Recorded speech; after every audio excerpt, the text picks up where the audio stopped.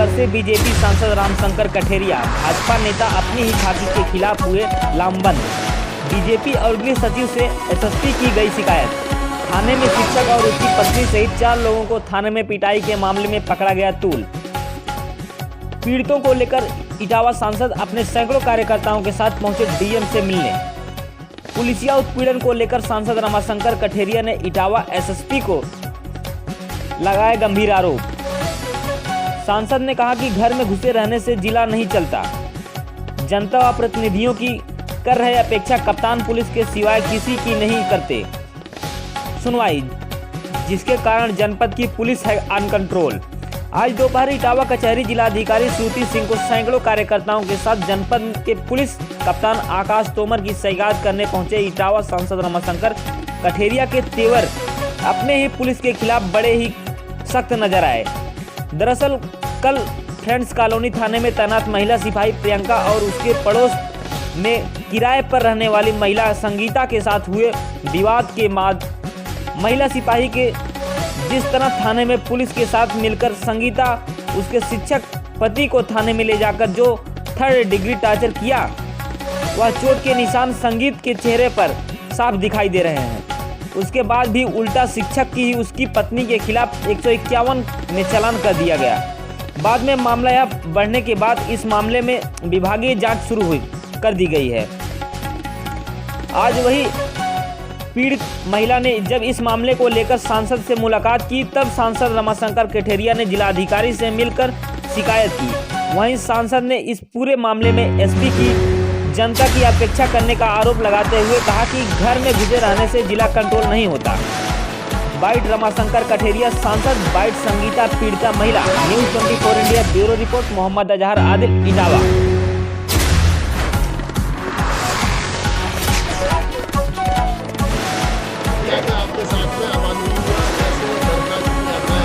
Sir, हमारे बच्चे तो घर छोड़ दिए, हम चारों को ले गए। ले जाने के बाद हमको बंद करके, और पुलिस वाले थे वहाँ पे, एक तरुण दरोगा जी थे और क्या नाम अनिल और वीर बहादुर थे। इन लोगों ने मेरे हाथ पकड़े और प्रियंका ने और एक और कांस्टेबल प्रियंका थी, दोनों ने मिलके मेरे पट्टे बजाए, बहुत जोर जोर से मारा। मेरी नाक, मुझे गर्दन पकड़ के नीचे घसीटा, बोले इसकी माफ़ी मांग, नाक इससे नाक रगड़ इसके पैरों पर, और बहुत ज़्यादा ही मारा, मुझे पूरी रात मारा। मेरा छोटा बच्चा, ये सब देख सकते हैं आप। किस तरह से अभी आप यहाँ आई, आपने क्या बात हुई, क्या बोल रहे हैं कि हम आपको न्याय दिलाएंगे। क्या न्याय चाहती हैं आप? हम न्याय चाहते हैं कि जो मेरे साथ हुआ है उनको भी उसी तरीके से होना चाहिए। रात जब टॉर्चर कर रहे हैं तो उस वक्त थाने में कितने लोग करीब थे 10-12 लोग थे। हाँ 10-12 लोग थे, 2-4 सिपाही थे और 3-4 दरोगा थे। सभी ने मिलके मारा, गाली गलौज, गंदी गंदी गालियाँ दे रहे थे। आप लोगों का झगड़ा क्यों हुआ? हम वजह ये थी कि वो 12 बजे के बाद आती है ड्यूटी से, तो आए दिन मैं ही गेट खोलती हूँ। तो मैं उस दिन ऐसा हुआ, सामने शादी थी, तो उस दिन क्या नाम थोड़ा सा लेट हो गई। मैंने तुरंत गेट खोल दिया तो बड़बड़ाने लगी, गाली गलौज करने लगी। और जब क्या नाम हम दोनों ने पूछा गाली क्यों दे रही हो, गाली में तो तुरंत मारना स्टार्ट कर दिया, धक्का दिया, नीचे गिरी जाके मैं। तो कहने लगी तुम लोग बदतमीज हो, और दूसरा गेट खोला और बाहर छत पे निकल के और चिल्लाने लगी, मुझे मारा, इन लोगों ने मुझे मिलके मारा। और बस कुछ नहीं, पुलिस को फोन किया, तुरंत पुलिस आ गई। तो डंडा उसने उठाया मेरे लिए मारने के लिए, और क्या नाम उबाया जैसे, तो मैंने डंडा पकड़ लिया अपने लिए बचाने के लिए। तो वो डंडा खुद ने छोड़ दिया, वो डंडा मेरे हाथ में आ गया। बस ये इशू है। तुरंत पुलिस मुझे ले गई और वहाँ मारना शुरू कर दिया।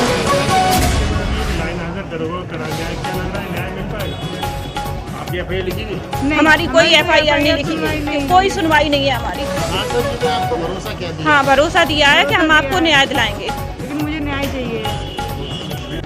देखिए, अभी मैं इटावा आया हूँ, तो इटावा में एक संगीता महिला है जिसके पति टीचर हैं, और उसने जो अपने शरीर पर चोट दिखाई है, और इसके पूरे शरीर पर चोट है।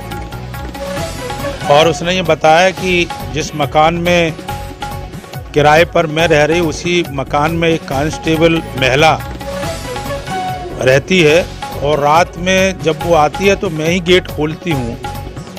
और कल जब वो आई तो देर से थोड़ा गेट खोलने पर उसने गाली गलौज की और मार पिटाई शुरू कर दी। और उस मार पिटाई में उसने जो है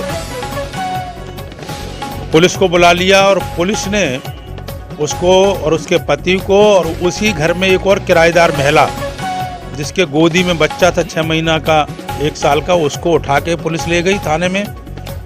और उसने कहा कि 2 जेंट्स पुलिस ने हाथ पकड़े और उस महिला कांस्टेबल ने उसकी पिटाई की। तो उसके पूरे निशान पर पीठ से लेकर के पूरे शरीर पर उसके चोटें हैं।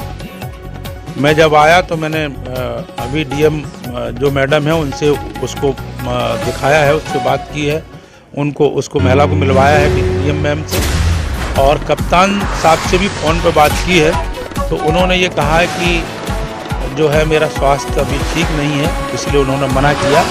लेकिन कुल मिलाकर के जो घटनाएं हो रही हैं, मुझे लगता है कि कप्तान के पास टाइम नहीं है और इसलिए पुलिस अनकंट्रोल हो रही है और जनता के साथ कहीं ना कहीं अमानवीय व्यवहार होता है। और जो पुलिस की रिपोर्ट होती है कप्तान साहब के पास, कप्तान साहब उसी को मान लेते हैं। जनता की सुनवाई की उपेक्षा कप्तान साहब कर रहे हैं, जो मुझे लगता ठीक नहीं है।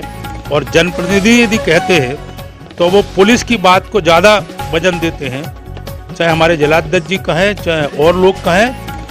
मुझे लगता है कि उन्हें गंभीरता से जनप्रतिनिधियों की बात, जनता की बात और कार्यकर्ताओं की बात, मैंने जनता पहले कहा, जनता की बात, जनप्रतिनिधियों की बात और कार्यकर्ताओं की बात गंभीरता से सुनने की आवश्यकता है। घर में अकेले घुसे रहने से जिला इटावा कंट्रोल नहीं होगा। ये मैं आपको इस घटना के बाद जिस तरह की बातचीत की है, उन्होंने कहा कि मैं अस्वस्थ हूँ, ठीक है अस्वस्थ हैं, लेकिन इसको गंभीरता से लेने की आवश्यकता है। अगर वो पहले इंसाफ नहीं मिल पाता है किसी कारण से आपके आने के बाद, तो आप किस तरह से इस पे आगे? नहीं, मैंने डीजीपी से भी बात की है और प्रमुख सचिव गृह अवनीश अवस्थी से भी अभी गेस्ट हाउस में फ़ोन पर दोनों डीजीपी अवस्थी और प्रमुख गृह सचिव अवस्थी दोनों से बात की है और दोनों ने कहा कि हम इसकी जांच करवाते हैं। और डीएम मैम ने भी कहा है कि हम इसकी अपने स्तर से जांच करवाएंगे।